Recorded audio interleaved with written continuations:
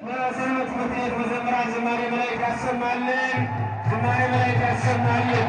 አብራችሁ እልል እያላችሁ እግዚአብሔርን አመስግኑ። ምዕመናን እንደተናገርኩት ያው ብዙ ጊዜ እንደው አለመታዘዝ ነው ወይስ ምንድን ነው? እዚህ ጋር ያላችሁ ምንድን ከኋላ ያሉት ምዕመናን ማን አላቸው? እነሱ አገልግሎቱን ካልተከታተሉ እናንተ እዚህ ምን ትሰራላችሁ? በቁም ነገር። ስለዚህ እዚህ ጋር ያላችሁ ጠቁ ወደዛ። ከኋላ ያለው ምዕመኑ እዚህ ያለውን አገልግሎት መመልከት ማየት ይፈልጋል። እዚህ ጋር የሚተላለፈውን አይን በአይን መስማት ማየት መገልገል ይፈልጋልና ስለዚህ እዚህ ያላችሁ ወደ እዛችሁ ወደ አሁን ለመቆም ምንም ምክንያት የላችሁ። የራሱ ተሰርቷል፣ ደስ ይላል መቆሚያውና ስለዚህ ሁላችሁ ወደ እዚህ ጋር ያላችሁ እናቶቻችን ቦታዋ ለሰንበት ትምህርት ቤትና ለአገልጋዮች ትጠባለች። ስለዚህ ግዴታ ነው ግዴታ ነው። እቺን እዚህ ወንበር ይዛችሁ ትወጣላችሁ። ግዴታ ነው፣ ያስነሳችኋል። ምንም ማድረግ አንችልም፣ ግዴታ ነው። ስለዚህ ወደዛ ተጠጉ፣ ሁላችሁ ወደዛ ተጠጉ። እዚህ ጋር ያላችሁ እናቶቻችን ግዴታ ነው፣ መታዘዝ አለባችሁ።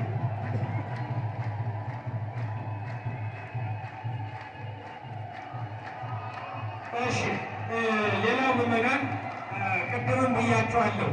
እዚህ ጋር ብረቱን ተደግፋችሁ ቆማችሁ የታያችኋለሁ። ብረቱን የተደገፋችሁ ግድ የላችሁም። የተደገፋችሁት ብረት ሰው ሰራሽ ነው። ስለዚህ ወደ ውስጥ ግቡ፣ ግድ የላችሁም። በጸበሉ በኩል በጣም ብዙ ቦታ አለ።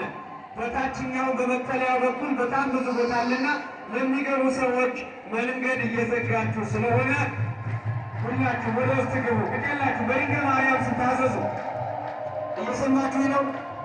ይሰማችኋል። ወደ ላይ ያላችሁ እዛ መወጣጫው ጋር ያላችሁ የሚያስተናግዱ ወጣቶች አሉ። ስለዚህ ወደ ውስጥ እንድትገቡ በእግዚአብሔር ስም ጠይቃችኋለን።